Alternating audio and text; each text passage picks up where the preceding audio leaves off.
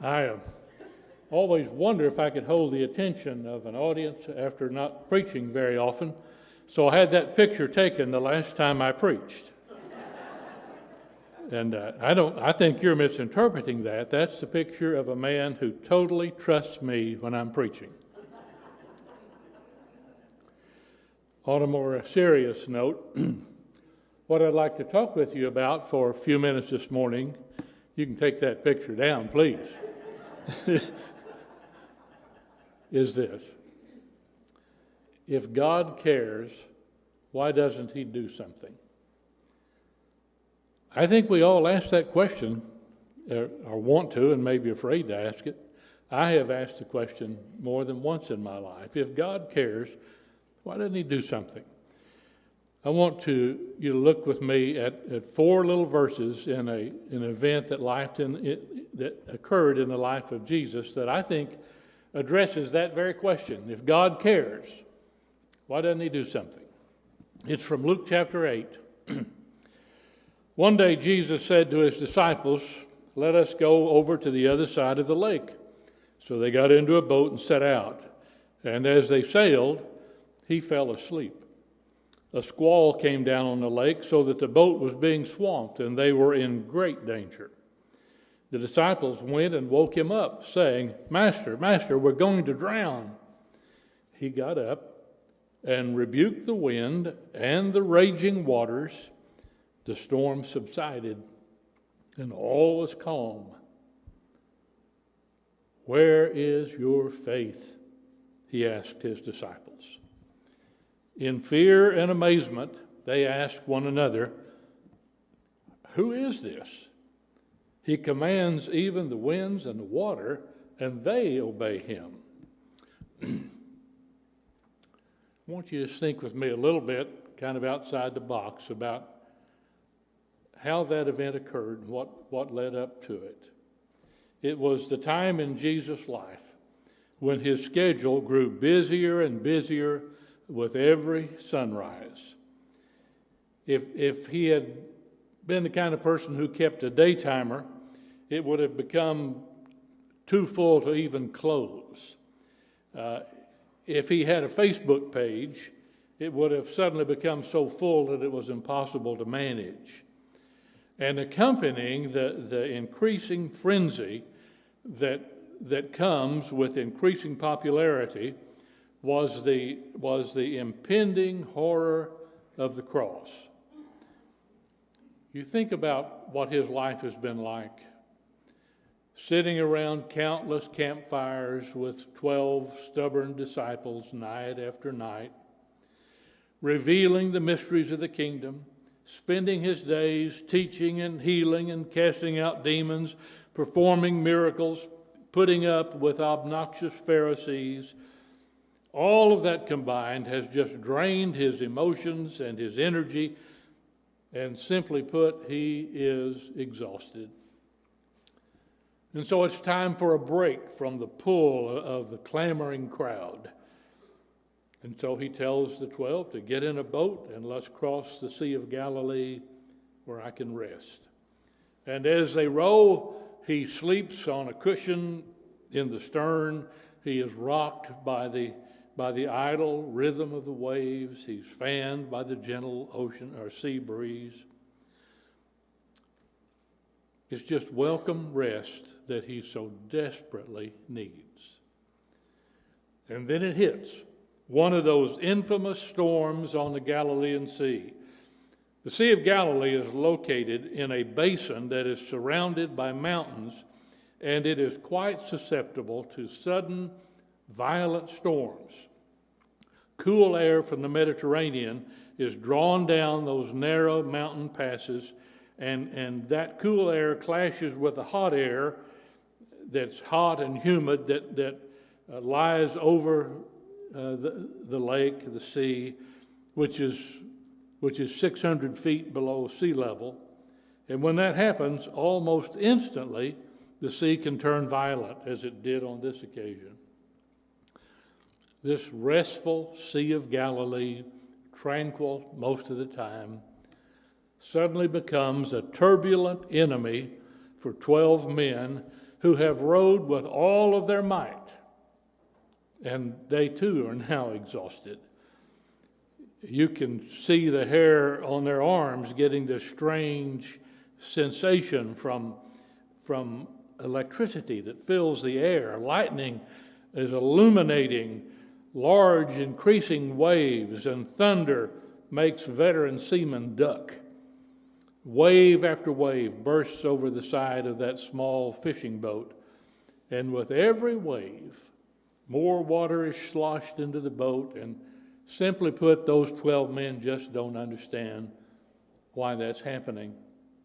I mean, weren't they out there in obedience to Jesus? So why the storm?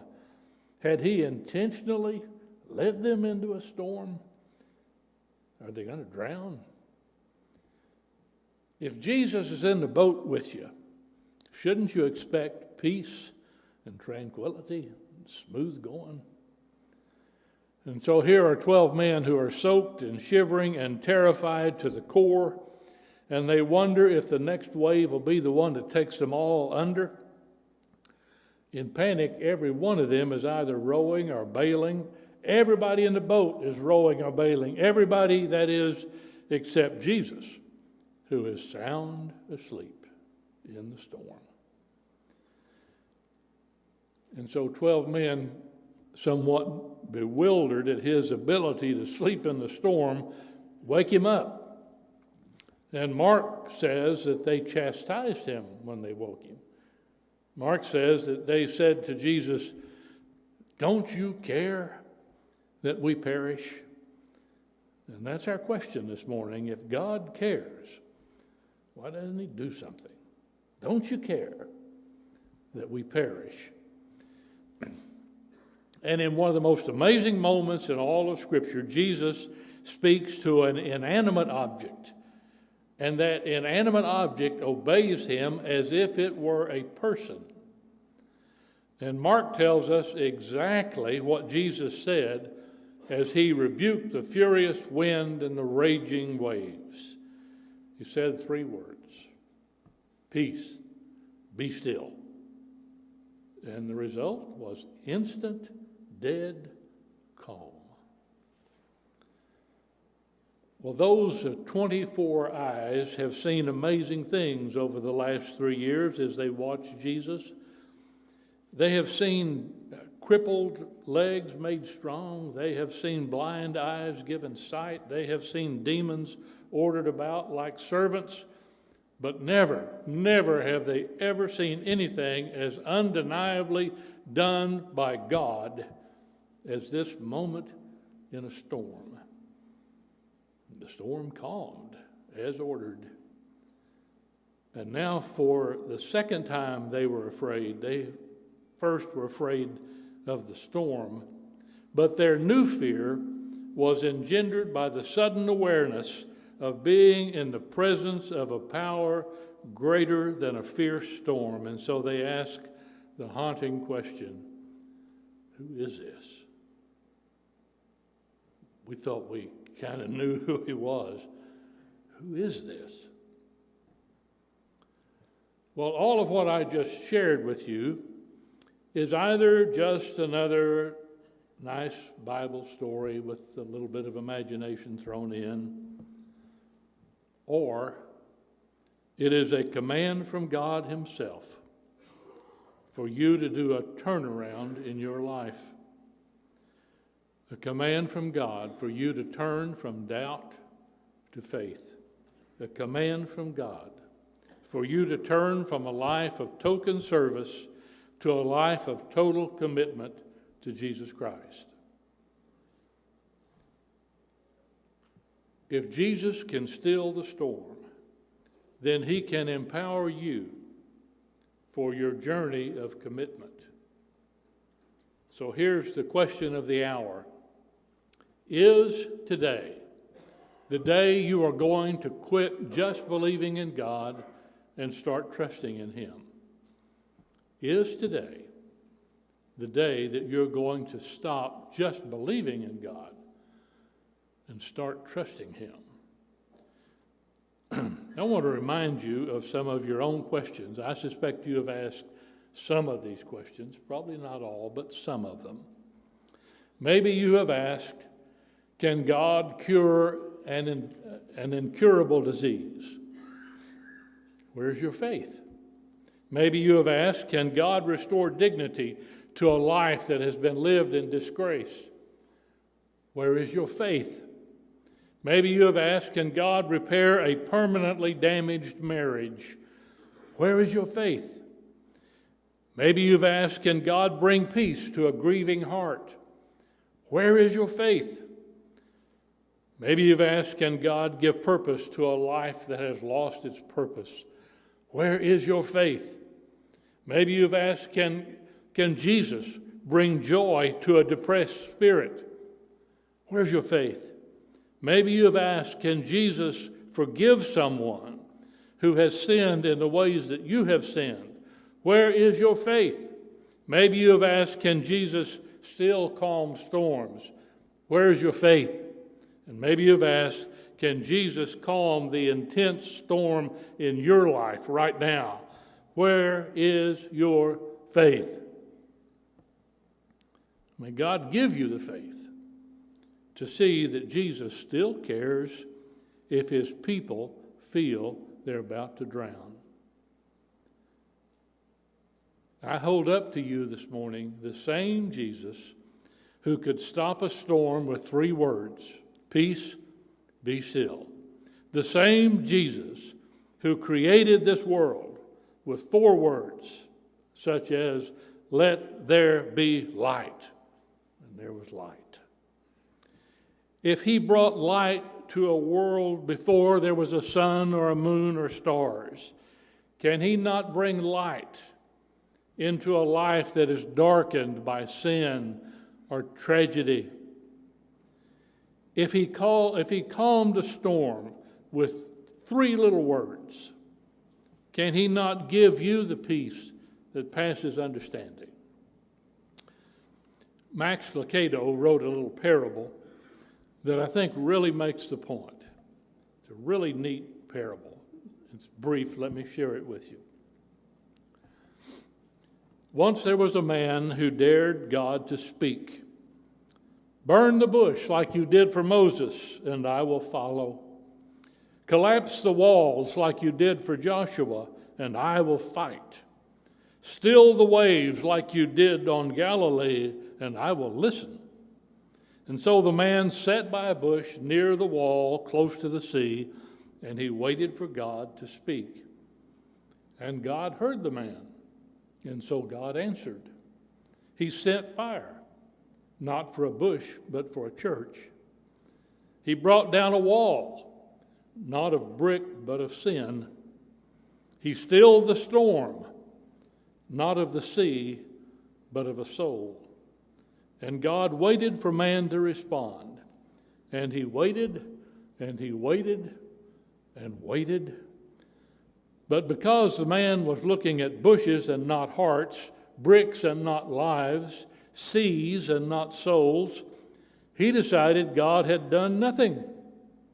And finally he looked to God and asked, have you lost your power? And God looked at him and said, have you lost your hearing? Good parable. You remember that Old Testament story about in the book of Daniel when Nebuchadnezzar throws Shadrach, Meshach, and Abednego, 3 guys, into the fiery furnace. And then he looks into the furnace later on. Do you remember what he saw? He said, I see 4 men, and the 4th looks like a god. And most Bible scholars think that 4th man in the furnace was Jesus. The 4th man. I was really kind of inspired when I first heard the story of the 12th man tradition at Texas A&M. You know, their whole student body considers themselves the 12th man at every football game. And that's based on a true event that happened in January of 1922 when an underdog Texas Aggie team was playing Center College, who at that time was the nation's #1 ranked team. I'm sure many of you remember watching Center College. The game was hard fought. The Aggies had dug deeply into their reserves. They were almost out of players. And so Coach Dana Bible remembered that there was another guy who had been on the team, but he wasn't even in uniform. He was up in the press box, and his job was simply to help the reporters identify players. And so the coach sent up to the press box for that young student, whose name was E. King Gill, and told him to come down and suit up and stand on the sidelines ready to go in. And so he became the immortal 12th man, ready to go in if the team needed him. Well, that's kind of a neat little story, but it doesn't compare to the Bible's story of the fourth man in the furnace. Far more inspiring is the story of this fourth man who carries with him the power of God himself. The point being that no believer ever enters a fiery furnace alone. Never alone. Powerful as God is, and as great as one's faith may be, prayers are not always answered the way we want. Sometimes the boat does sink, but that does not mean God is not present. Think about it for a moment. There are two men, early followers of Jesus, who are imprisoned: Peter, John the Baptist. Peter is delivered from prison in a miraculous way. He just walks out scot-free. John the Baptist is never released. He will die. Two brothers, both apostles, one named John, one named James. They both want to serve Jesus all their lives. And John gets to do it for 100 years. His brother James is the first apostle put to death in his early 30s. He barely gets started when he is put to death. Why? They both serve the same God. They both want the same thing. One of them is given longevity of life, the other is not. Peter and John the Baptist serve the same God. They want the same thing. They want out of jail to go serve the Lord. One is allowed to, the other is not. I don't know why. But none of those stories are the stories of God being absent. When the seas calm down in your life, praise God. But when the boat sinks, in spite of your prayers, choose faith. I don't ever know what, if anything, people are going to take home from a sermon. So this morning, I want to give you three choices of something you can take home with you if you choose to. So you pick the one of these three, if any, which meet your needs. The first take-home message is simply this: the bigger the storm, the more the Lord will be glorified when we trust Him. If your life is in some great turmoil today, that great turmoil gives you an enormous opportunity to glorify God through your reaction to the turmoil. The bigger the storm, the more the Lord will be glorified when we trust Him. Here's a second take-home message. Maybe this fits you better. Sometimes God calms the sea, and sometimes He calms the sailor. My mother went through 7 years of the horrible disease, Alzheimer's. And I prayed every prayer you could think of. Lord, heal her. Lord, take her home. Lord, get this over with. Lord, just end it. Lord, do something. Lord, do anything. And always the prayer was, the answer was, and I would pray, God, aren't you listening? Don't you care that she's drowning? And the answer was, and one night I prayed, God, if it isn't your will to help her, help me. And it's the only time in my life I've ever had a physical sensation when I prayed, but it was like air going out of a balloon. And it was the stress and the worry and the anxiety was never as intense again. Sometimes he calms the sea, and sometimes he calms the sailor. Or maybe the message for you to take home today is, it's not what great faith you have that counts, it's what a great God you have. Maybe you have what Jesus called a mustard seed faith, but you do not have a mustard seed God.